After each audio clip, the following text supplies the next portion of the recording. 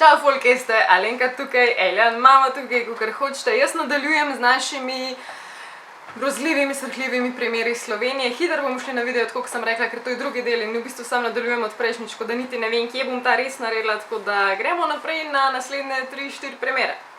Ta primer me ful spominja na unga iz prejšnjega videa, kjer govorim, kaj je oče se spravil na dva otročka svoja lastna otroka. Ta je zelo podoben, tako da če vas taki primeri bolijo, kar mene sicer rajš preskočite, ne poslušati. Šlo je za 36-letnega Zlatka Žigantija iz Divače. Vse se je začelo tako, da se je on najprej ločil s svojo ženo takrat in rečeno je, da se mu je zaradi tega scufalo, ne vem kaj vse je počel, ampak zgodilo se je to, da je klical svojo taščo in ji je rekel, da ne bo nikdar več videla svojih vnukov, torej mamo svoje žene. Njeni vnuki, vse ste dojeli, ok? Nisem omenila, to je starejši primer in sicer iz leta 1955. Zdaj, ta tašča pa je tega takrat ni smrtno resno vzela, čeprav jo je prestrašil. So pa kmalu mogli ta primer resno vzeti, ker so našli tega človeka oziroma njegovo truplo, ko se je vrgel pod vlak. In zelo blizu tega kraja zločina je imel parkiran svoj avto, v bistvu pri nadhodu oziroma poti čez dejansko tračnico je imel parkiran svoj avtomobil in ko so raziskali ta avtomobil, je bilo kmalu jasno, da se je nekaj grozljivega moglo zgoditi, ker noter je bila okrvavljena sekira. Šli so valjda najprej na njegov dom raziskovati, če bo kaj našli, in takoj so v luži krvi našli razsekano truplo sinka Roberta. Vse to je bilo storjeno s tisto sekiro, ko se je našel v avtomobilu, niso pa našli še Nataše, torej hčerke. So jo pa našli par ur zatem in v bistvu ne na istem mestu, ampak v eni koči. Ta drug kraj pa je lovska koča v Gabrku. Tukaj pa potem je pa prišel skrbnik, da bo to kočo pospravil, ker tam so imeli neko zabavo in ko se je ta zabava končala, je on prišel pospraviti in je videl, da je nekdo to kočo pospravil že pred njim. In očitno je bil tam Zlatko. Pa ne samo to, bila je tudi Nataša, njegova hčerkica, isto v luži krvi. Naslednji primer je meni zanimiv, ker se ga res dobro spomnim. Zgodilo se je to 3. julija 2008 med Sevnico pa Brestanico oziroma pri elektrarni Blanka. Spomnim se tudi zato, ker smo šli mi takrat z družino na en izlet in kmalu po tej nesreči je to bilo, da smo se tudi ustavili takrat in si pogledali, kako ta elektrarna izgleda. Meni se takrat že drugače predstavljala, ampak ja, skratka, res se spomnim. Kaj se je tam zgodilo? Kako naj rečem tem ljudem? Bolj vaški občinski pomembneži so to bili, ko so se odločili iti s kanuji iz Brestanice do Sevnice, po pač reki Savi.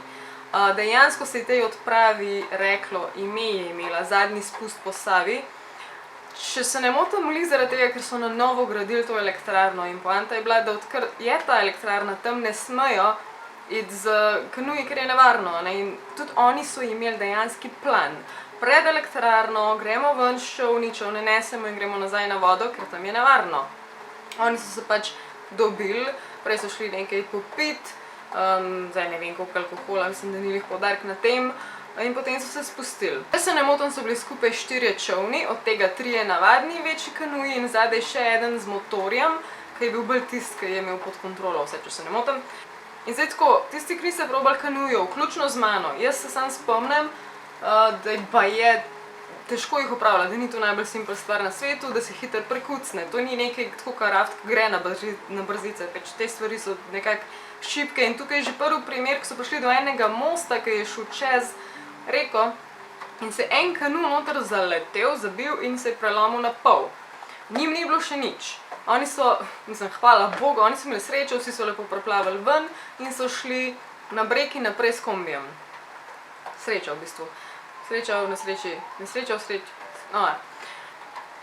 Ostali so šli pa naprej in kanuja tik pred Blanko sta se zadnji moment odločila, da bosta šla probat čez te brzice. Slike bom dala, ker se bo dala, da si predstavljate, kako to zgleda, ker tisti prvi spust je pač 1 meter, res ni toliko, pač bum, misliš, da boš lepo dol padel, da ti nič hujšega ne bo, ampak kanu res mislim, da ni za take podvige, sploh če ne obvladaš. En čoln se je obrnil lepo preč proti obrežju in je šel pil za njimi, kao pridite nazaj. Niso pa spet toliko resno vzeli situacije, se mi zdi, in so se kričali za njimi, ampak oni so se odločili iti. Potem vse, kar je bilo, se je zaslišalo krike teh ljudi, ki so šli čez dejansko elektrarno. Drugi so mislili, da ok, adrenalin dela svoje, pač malo pijejo, ampak malo je bilo jasno, da to ni bilo to. Njih je potegnil in začel na polno razmetavati tam. Problem je, da ta elektrarna je imela sifon in jih je potegnilo v sifon in takrat očitno jih je začel premetavati na polno in niso mogli več nič. Drugi, ki so pogledali, kaj se dogaja, ko so blizu prišli, so sam videli še čolnek, so večkrat klapolali po vodi in jih je metal tam. Ljudi ni bilo več videti, torej nekam jih je potegnil. Eno so takrat uspeli rešiti, Ano. Njo očitno je toliko prehiter nesel čez sifon in je ni potegnil noter. Potem so najdeli še eno žensko, ki mislim, da že avtomatično, ko so jo potegnili z vode, ni bila več živa. Ano so oživljali in Ana je bila tudi tista 14, ki je še preživela, ostalih 13 pa ni preživelo. Ja, veliko ljudi je bilo na teh kanujih, to nisem sploh omenila prej.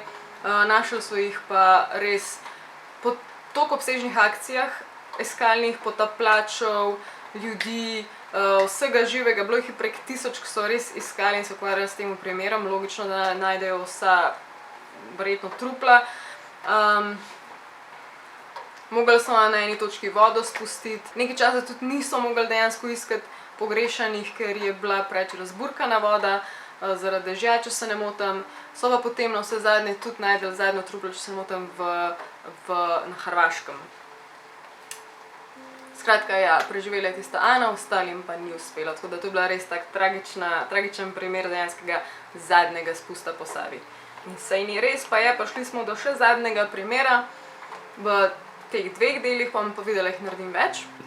Ker je pa bolj zato, kako je svojo nesrečno pot nekdo zaključil na deponiji, torej med odpadki na smetišču.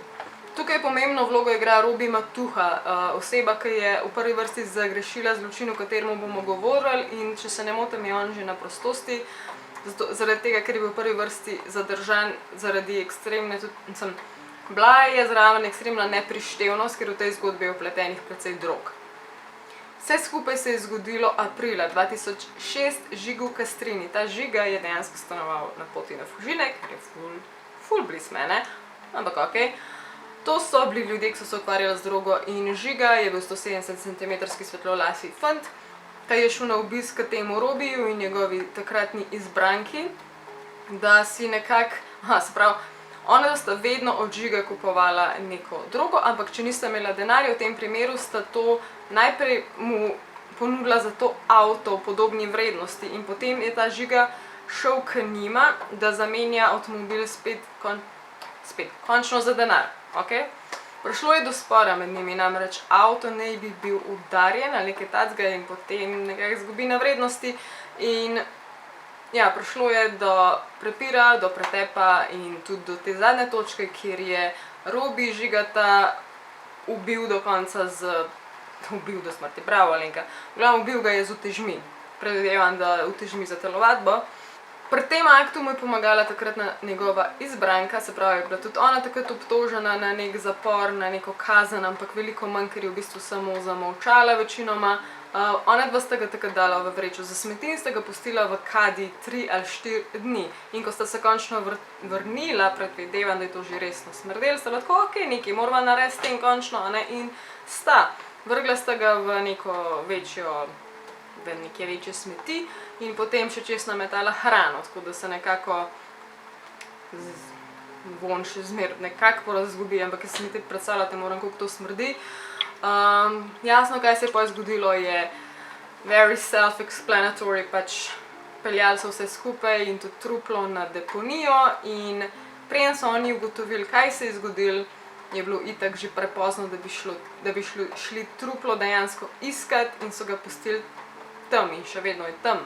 Niso preklicali iskanje izključno zaradi tega, ker se jim ne bi ljubili brskati, ampak zaradi tega, ker je res ogromno območje in pri toku brskanja zelo hitro lahko pride do kakšne eksplozije nevarnih snovi, zato so pač raje pustili situacijo v primeru. In to je to za prva dva dela hudih slovenskih primerov, sploh še zmeraj ne vem, kako točno to imenovati. Pišite mi druge primere, dajte mi ideje, velikih še imam, ampak zberem pa itak najboljše oziroma tiste, ki so meni osebnega, ki so objektivno najbolj tako what. Hvala vam, ki ste gledali, se vidimo naslednjič, čau, Alien Mama out, bye!